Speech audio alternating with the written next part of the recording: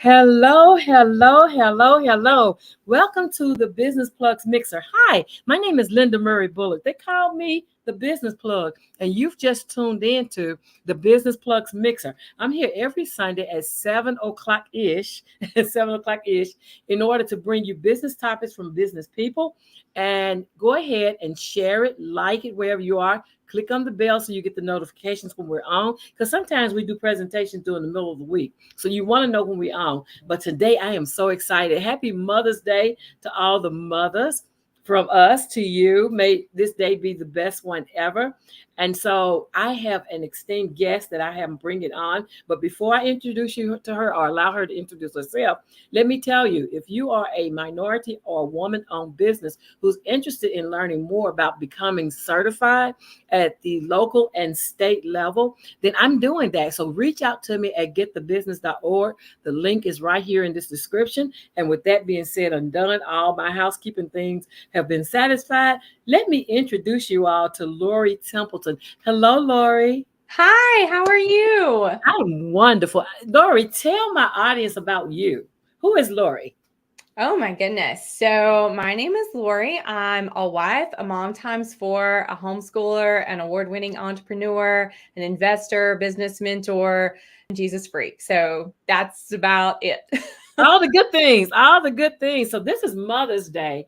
And so you and I talked, it's been for over a month ago, but we talked about there was a specific reason why we chose this day for you. First of all, because you're a mom, your business is, now help me to pronounce it, Mom, Momprenista. Momprenista, Momprenista Life. So tell us about the Momprenista Life. So several years ago, so I've been an entrepreneur for a lot of years, technically since the age of 12, but that was just me like gathering up sawdust. My dad owned a lawn and garden shop. And so I would take the sawdust from when they would do chainsaw displays, like cedar shavings, and I would put it into little sachets because my grandmother did that, right? And so it made her drawers smell better. And so I was like, oh, I can take that and use that, to like someone asked, can I buy this? And I was like, yes. So I can make a business out of this. So I bagged it up and put it in the corner and sold it. So I didn't have to pay for the product. My dad had extra bags on hand from parts. And so it was a purely profit business. And I was like, oh, this is so cool. And you would think Making business would money. be extremely easy for someone like that, right? No, it's not. It's been like this. But I've been an entrepreneur for a lot of years. And I started traveling and speaking actually when I was 16 years old and founded a nonprofit organization. And we've reached over 1 million people through that. And so I was already very much in my prime, I'll say, leading a business and speaking and owning who I was purposed to be, right? And I married my high school sweetheart. And we were married for 10 years before we had kids. And, we were in that phase of everybody going, are you going to have kids? Are you going to have kids? Are you going to have kids? Right. And it wasn't up to us. Like we were trying, there was nothing we could do about it. It was unexplained infertility. Right. And so then 10 years in, we got pregnant with our first son and it was a crazy surprise. And so at that point, then my life kind of flipped upside down because now I'm traveling, I'm speaking, I'm leading an organization. I have lots of people under me that, I'm leading and training. And now I have to figure out how in the world do I do this with a baby? So at 3 weeks old, my son and I hit the road for our first trip. And it was really me trying to figure out how to depend on God to be able to provide childcare in the areas that I went to. And so there was really this 7 degrees of separation kind of deal of like, oh, my cousin goes to this church and they have a daycare program. I can see if there's a spot for, your son there while you're in town speaking at, these organizations and these schools and these businesses. And so I was like, oh, that's awesome. Let's do that. And so it was really me going, all right, God, you've called me to this. I know I'm supposed to be doing this. And you're telling me that I have to put my son in the hands of strangers everywhere that we go to be able to care for him while I'm out doing what you've called me to do. And so that was a huge leap, right? Right. And so then later on, my husband and I decided to start our own business. And so we added a second baby. And we had several losses in between that. We can talk about that later. But so we added a second baby.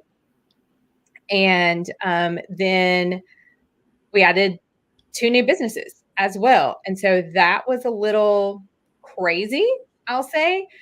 And I really got on the hamster wheel of trying to live the super mom life. And that's, people Mm. were saying, oh my gosh, you're super mom. I was sitting on boards, organizations locally. I was starting, new projects in community. I was building a business, still leading my organization and building it and building another business. And so it was like crazy. And I was doing what I thought I was supposed to do. I was burning the candle at both ends, and I was staying up all hours of the night to try and get stuff done. And I was really hard in the hustle of things, and my body just couldn't take it. And so God thankfully put someone in our lives. We were pulling our hair out going, what in the world are we supposed to do with these businesses? And so we hired a consultant, and that consultant looked at me and he said the craziest thing. He told me that he scheduled every hour of his day. Mm. Like, you are on, I don't know what you're on, but you're on something, and that's Who does not. that? Who has that kind of organization, right? Now you need to take note of that. But and so I sit down and talk to him, and everything that he said about it didn't really apply with mom life. Like, I couldn't figure out how to make it work with mom life. And so I told God, I was like, all right, if this is a direction I'm supposed to go in, you're going to have to help me figure this out. And so I sit down, and God really walked me through how I needed to look at scheduling my life in order to accomplish the things that he had carved into me. Because Ephesians 2:10 says that he carved a purpose. When you get back to the Hebrew, it says God literally carved a purpose into you for you to discover and rise up into. It's beautiful to dig in and read that. But anyway, so what he had carved into me, I needed to figure this out to be able to do it. And so that's where things started being born for the Momprenista life. That's what I'll say. And so then as I was traveling and speaking out, and I was sharing my newfound knowledge and how I was leading my life and businesses and homeschooling kids and doing all the things, and then it seemed like every time we would add a kid, we would add a business too. And so, people would catch me, and the questions that I was getting after I would speak on stage were, how are you doing this? How are you leading businesses, multi-million-dollar businesses, and you're homeschooling kids, and, you're baking with fresh whole grains and grinding your own flour, like, the crazy things, and you're walking around in stilettos and all this stuff. And I was like, first of all, I'm in stilettos and hair is done because I'm here in front of you. But anyway, you don't see the yogurt and the hair in the background, right? And so these moms called me one day after I was speaking, and they said, you're like this super mom / mompreneur / fashionista. And we want to know how you're doing all this. Can you teach us to do that? Can you teach us the methods that you're using to be able to lead this lifestyle? And so that's where the Momprenista life came from. We just kind of smashed all those words together. And I said, well, there's some niche of women here that are wanting to understand this lifestyle and how they do it. And so that's where the Momprenista life came from. I love it. I love it. And so you are teaching women not just how to organize their lives, but also how to fulfill their purpose, right? Right. Yeah. And so any of my listeners who have a disorganized life and are still trying to find their purpose, because I find a lot of people are still trying to figure it out, that part. But you're bringing twofold, at least, in that not only are you teaching them about organization, you are helping them use the Bible to find the purpose that God has preassigned them. Yeah. So I'm of the train, I guess I will say, that believes that God intended for us to be entrepreneurs.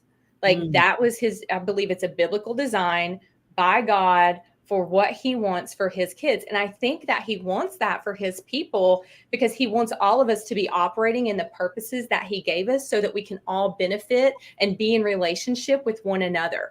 And if we're not doing that, then we aren't serving the people that he has in our wake for us to serve well. And so do you have to have a job? Do you have to work? Are there people who are doing? I absolutely believe that yes, you have to have the worker bees, but at the same time, there's a level of knowing that you're learning something, you're learning a skill, you're learning more of who you were created to be, so that you can step into more of that, and so that you can be more of who you were created to be, because there's somebody somewhere waiting on you to own your story and step into it and share, so they can borrow courage from you. Like their eternity and their life and their impact on other people matters because of you. Absolutely. Right. And Oh yeah, I agree with that 100%, because I truly believe that all of us come to the world with a message, and in serving our purpose, we deliver that message to an assigned audience. But I believe that when we don't show up, that audience that we were assigned to serve doesn't get served. right. And That's so right. for that, yeah, and so for that reason, it is important to find your purpose, right? It's important to find your purpose, and it's also important to live in your purpose. Because I talked to a young lady Friday night, I think it was, and she talked about all the different trauma and situations she'd had in her life, and how magnificent she's going to be in helping people who had a similar experience find their breakthrough. That's right. And, and that's also one of the other core principles that we deal with in Momprenista life is trauma, because most of the time people don't realize when you're operating out of overwhelm, right? And you have those responses, you're snapping at people, whether that's your family or your employees, team members, whatever, or just, road rage on the road, right? Like those things come actually out of a trauma response. Mm. There's something in there rooted. And until you actually correct that neural pathway, you have to make a new neural pathway. Until you correct that, you're going to continue to have that response in some regard. And so people are, running around going, I don't know why every time I hit a wall, I just can't push past it. Well, it's because there's a trauma response there. Or, when my husband says one thing about my business, I just snap at him and fly off, and I don't know why that is. Well, it's because there's something in your past. There's a wound somewhere that you actually have to dig in and deal with. And let's figure out where that came from and let the Holy Spirit correct things for you, so that you can then walk out your purpose without feeling like, you're inconveniencing other people. That comes a lot of times, or you're being, too aggressive. People feel that a lot of ways. Yeah. But until you actually deal with that, like your subconscious is a thought storage system. Every experience you've ever had, every lesson you've ever learned, it's all stored up there in your subconscious. And until you, correct those, your ideas, every time you have something come up, it's just going to pull those files out. Exactly. And Exactly. And it's the subconscious part of it, because life is so noisy that we have all the responsibilities of us and our kids and our spouses and our jobs and the things we do in life and all these things. And so sometimes, because life is so noisy, those emotions, those feelings, those things that we created to keep us safe get pushed down and pushed aside and smothered on everybody else. But as we become more aware that we too have things that need to be addressed, while we're trying to fix the world around us, when we realize that we have things we need to address, by addressing those things, we're actually serving those people who are in our circle, because we're able to show up fully, and those triggers are removed. Right. That's, and I'm not excluded from this. Like I'm speaking from experience as someone with like compounded trauma, right? Like my story has more trauma and drama in it, than a Lifetime movie. Like, it's crazy. And so it matters. And I will find myself sitting in something and I'll go, why do I keep coming back here? And it's like, oh, I need to learn something. There's something else. There's either more self that needs to be sloughed off there. There's still trauma left in something, I'm not dead to self somewhere, or I'm still holding on to something that matters in that I think matters in who I am, but Mhm. really it's a lie about who I am because it's a wound from the past that I need to Absolutely. fix. That's it. That's it. Because once you identify that wound, then you're able to start healing. Because until then, you're just putting band-aids over it Right. Right. and snatching them off, and putting band-aids over it and snatching them off, right? And Yes. and with that band-aid that you're snatching off, that healing is snatched off and renewed every time. It starts the process all over again until next time, until next time. But then by learning ourselves, I think that's the thing is a lot of times as women, we don't invest in learning ourselves. Like we know we study all types of people. We know exactly how the teachers, the person at church, the guy, that we're dating or married or whatever, the children, we study everybody, but we take very little time in learning self-care. That's exactly right. And when you go back to the Band-Aid analogy, like think of how doctors, of how surgeons, how do they clean out a wound? How do Mm, they, they have to go in, you have to dig, you have to irrigate, you mm, have to make sure there's no infection there, mm. and sometimes you might need medication put on it or stitches put on it for a minute and then a different bandage. Like there are levels to healing a wound. And so depending on how deep it is, depends on how deep you need to irrigate and Yeah, how deep you need, medication for it. And whatever else is going on, but you have to deal with that wound yeah, specifically for that wound because, you're not going to treat a wound, on your arm the same way that you're going to treat something that's gotten into an artery or, like there's absolutely, different levels. absolutely. Like right, because a superficial wound on your skin, a scratch on your arm gets attention, but not the same attention as a surgery. Right. Right. And That's so, invasive, so that requires a little bit more care. And yeah. and and when we talk about the pains of our childhood, they are invasive because Yes. we learned that even the studies say between the ages of 6 and 10, Mm-hmm. we incurred some kind of trauma, some Yeah. kind of ill response, and we haven't been taught how to cope with that.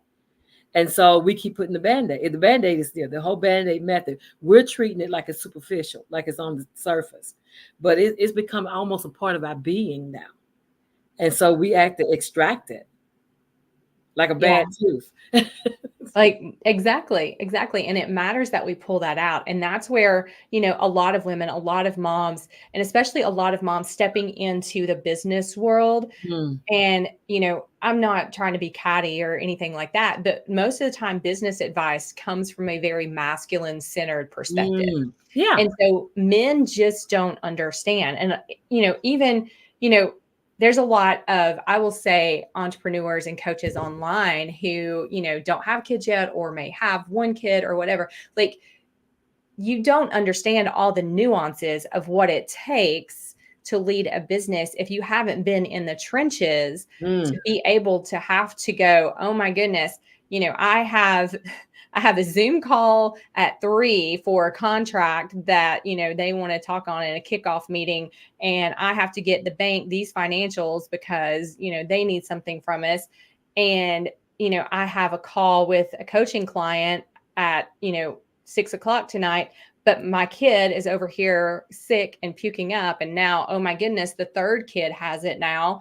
And I'm cleaning up puke. And oh, am I starting to get it too? Like there's just no, and oh, the baby's diaper blew out right before the Zoom call. Like, I mean, there's all the things, right? And all so the you things. have to be able to understand like the navigational points of all of that.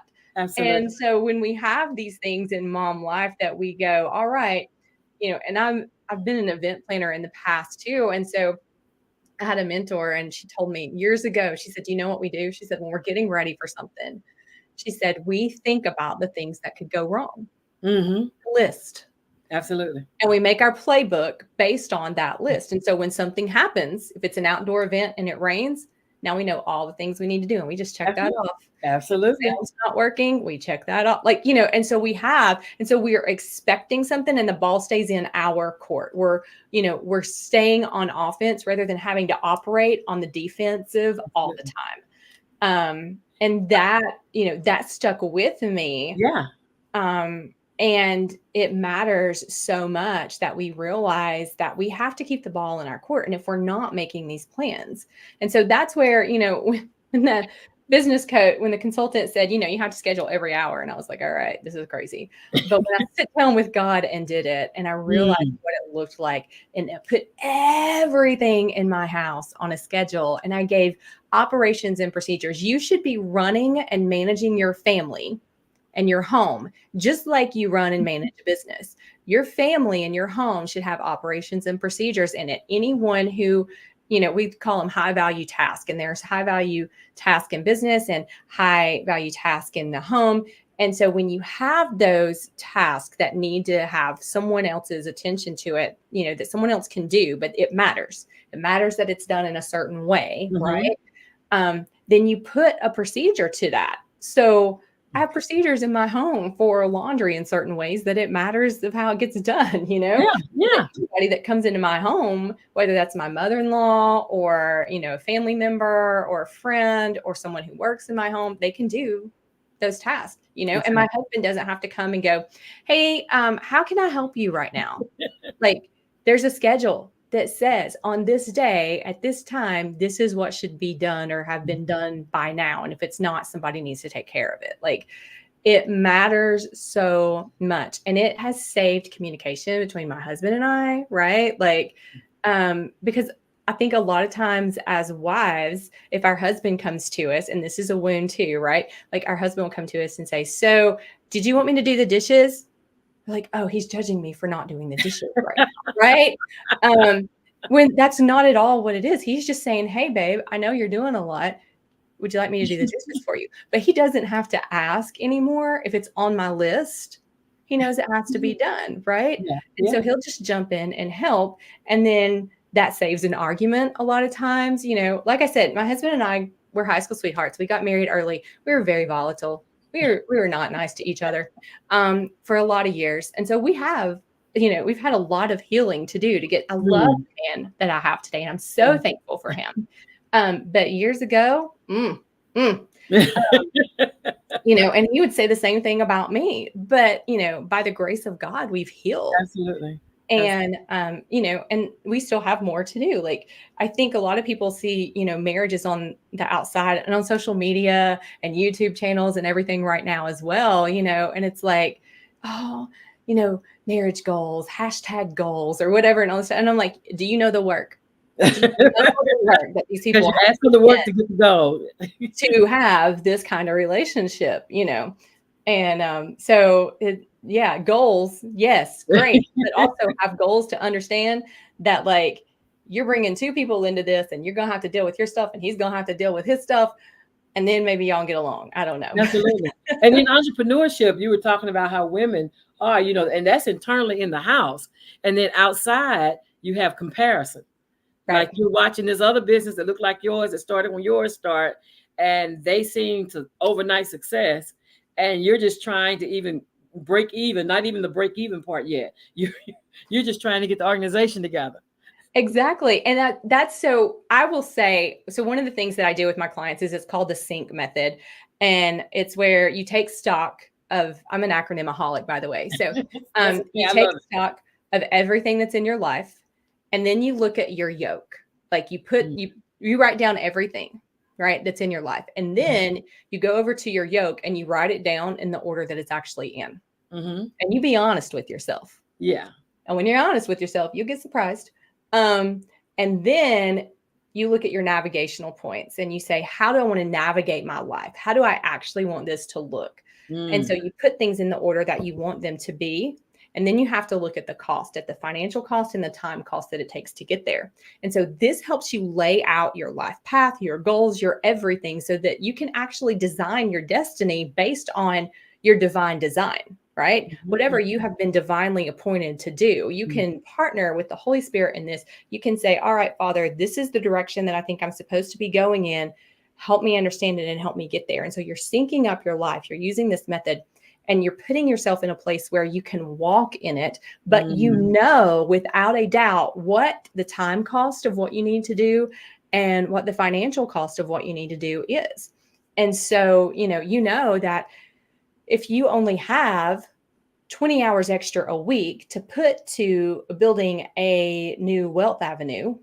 Okay. Whether you're trying to build it through a side hustle or you're buying a new business or whatever that is. We do mergers and acquisitions too. So we buy businesses as well. And so it matters that you understand, well, I only have these 20 hours a week. So what can I do with my time in these 20 hours a week? Because if it requires 40 more hours a week of your time, then you don't need to be stepping into it. It's not something that matches, or you need to redo your synced life and figure out how you can fit it in if that matches the goal that you feel like you're supposed to be working toward with the Holy Spirit. Absolutely. So that takes concentration, and that really takes commitment, because again, life is noisy and people are pulling on you from every direction, and being explicitly clear on exactly what you should be doing in life, like getting that clarity and getting that understanding that I was put here for this purpose.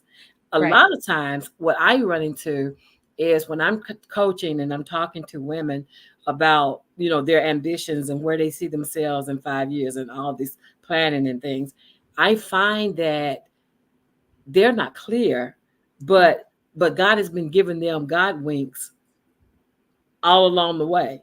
They get to hear it all the time because people will say, "Oh, that comes natural to you. Oh, I love how you do that." Like they do it effortlessly, not even thinking about it. Could do it in their sleep. And then other people, it struggle to do this thing, but for you, it comes naturally. And so they go back and look. So I take them back on the journey. Like, let's go back and talk about the 10-year-old you, or the 6-year-old you, or the day that you decided, when I grow up, I want to be. And then how your life has mimicked that thing. Like for me, I wanted to be a airline stewardess, because my dad brought me a Pan Am change purse. Like they don't even sell those kind of things anymore. But anyway, a Pan Am, Pan America was an airline that's no longer in business. But my dad had been on a trip, and he taught me about being on an airplane for the first time and brought me this change purse. I was bitten by the travel bug. I was like, oh, when I get big, I'm going to be a stewardess, and I'm going to travel around the world and see all the places my dad described. And then that got away from me because I had my son at 14. And then life took a whole nother direction. And now that everybody's grown and I'm a great grandma now I'm still reconnecting to those dreams, because dreams don't have expiration dates. No, they do not. And so even though I won't be a stewardess, but I will be traveling. Not thinking about being a stewardess, but I will travel, and I do travel. And I still love traveling.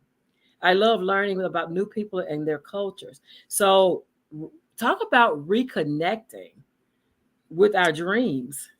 Yeah. So that's actually one of the things that I, excuse me, that I work on with clients as well. And so when you dig all the way back, psychologists say that around 3 or 4 years old is where we will actually see who we were created to be, because we don't care about anybody else's opinions at that point. That's it. We have no qualms about what people think of us at that point. And around the age of later 4 going into 5 and 6, that's when you start caring, right? And that's also when you get, for a lot of kids, when you get put into school. And so a lot of kids, are now getting tons of other ideas from other people fed into them about who they should be and what they should like and what they should do. And they're exposed to so much more. I mean, let's face it, we're all exposed to so much more this day and time with social media, right? And we don't guard our gates very well. And so, when you go back to that 3 or 4 year old little girl or little boy, and you think about the stories that people tell you or who you were, the things that you did, the things that you wanted to be, then you look at how you reconnect with that. And you go, what is it in me? And I can tell you mine, I was the kid that I wanted to be up in front of people talking. I wanted to be the center of attention. I was brought out the boombox and the microphone, and I would sing songs for my cousins and aunts and uncles when they come in for family reunions. They did this thing called a penny march at church, and mom, the story my mom loves to tell about me is I would take my pennies up and I would get in the front of the church and I would say, now, before I put these pennies in, I would like to tell you a little story, right? I And love of course, it. my mom and dad are sitting back there going, What is she gonna say? What is she gonna say? I love it. yeah, right. And so that was me. And so then I fast forward and look at, I had a lot of trauma in my life before I was 16 years old. Mm. And then that's when I started speaking and sharing my story. And that's when I would come alive, when I would Mhm. be in a room feeling like I was impacting people and Mm. making ripple effects of change to, save someone from, something that they're dealing with, to inform someone on something they don't know, to help someone overcome something. Like, that's where I felt alive. And it's still to this day where I feel alive. I get it. Um, I totally get it. I totally get it. When in the company of women and you can see it. Like, I'm called the business plug. You see a little light bulb over the symbol because I actually see the light comes on when people realize their uncultivated potential. When they get to yeah. think about, I can be this, or I can do this, or all the possibilities of being their dreams. Like, I get to see them connect. And so that I am addicted to that light bulb, that light that shines in their eyes when they get it, right? It's Because as a amazing. coach, it is addictive. And you want to see it over and over and over and Yeah. over. And it's like when someone gets Jesus for the first time, Yeah, right? Like, you're talking to them and you see you this see and it. they're like, oh, you want to keep doing that all the time. Yeah. Absolutely, absolutely. And so as we get ready to close, this went so fast. As we want to get ready to close, what would you like someone who's watching this interview? What would you like them to take away from it? So I think the biggest thing is that you have to understand that you have something carved into you. And regardless of what has happened to you in your life, and originally we didn't even talk about some of the stuff we said we were going to talk about. That's what's so crazy. Um, you know, Going back, like my journey to motherhood, I had 10 years of infertility, unexplained infertility before I had kids. And then I had a perfect pregnancy. And then I had loss. And God told me that I had a baby girl promised to walk this earth with me. So when I got pregnant again, everyone said, oh my goodness, like, this is your girl. And I said, I don't think it is. And so then I had another son, and he said, you get to raise another prince in my kingdom. And then, we had loss, and then I lost identical twins that almost killed me. I, hemorrhaged to death almost. And then I got to meet my baby girl. Mm. And at that point, like, God had done so much in my life that, he asked me a really hard question. And he said, because I sat there and I poured out to him and I said, why is this happening? And he said, would you rather have more of me, or would you rather be holding all those other babies? Mm. That was a hard question. Mm. That's legit, like, lump in your throat. Yeah. How do I I felt answer that. you right now, God? I Right? felt, yeah, And but the bottom line is, it's always more of him. It's absolutely. always more of him. And so, it's your good for his glory. And so how is it you're good? Like, what is he bringing good in your life? Mm. Even in the suck, you have to look at it and say, all right, Father, what are you trying to show me here? What's going to be good out of this? Help me understand this, because I don't see it right now. I heard But you. I know it's there, and I know your glory is going to come out of this. And so, there has to be a level of, like, stubbornness, I'll say. There has to be a level of perseverance. There has to be a level of, I trust 100%. And that's another fun thing to look at, is the Hebrew word of trust. And I'm actually doing a Proverbs 31 study inside of our Momprenista Live Facebook group. If you want to come over to that, let me know, because we're digging into the Hebrew words and understanding that we've been lied to about the Proverbs 31 woman for all these years. But anyway, and we're uncovering who she really is. She's a real woman, I'll tell you that. Anyway, but it matters so much that you understand that there has to be pushed through. We all have to prepare and understand where our points are, where our sticking points are. And we have to push up against those and push through them. And you can't let one thing that the enemy wants to bring to fruition in your life detract you and detour you from the God ordained purpose that you have on your life. Because Absolutely. not only you and your family are depending on that, but there's a whole wake of people behind you that are Amen. depending on you to rise up into that. Amen. And so your showing up shows up for them as well. Generations, not just the people you're serving, but also the generations of those people, because you change the trajectory for the entire family. And Yes. so, and their descendants. I love it. I love it. I love it. My name is Linda Murray Bullitt. They call me the business plug. I just introduced you to Momprenista life. You all have a great evening. I'll see you next Sunday, 7 p.m. Eastern Time, here on the Business Plugs Mixer. Have a great week, everybody.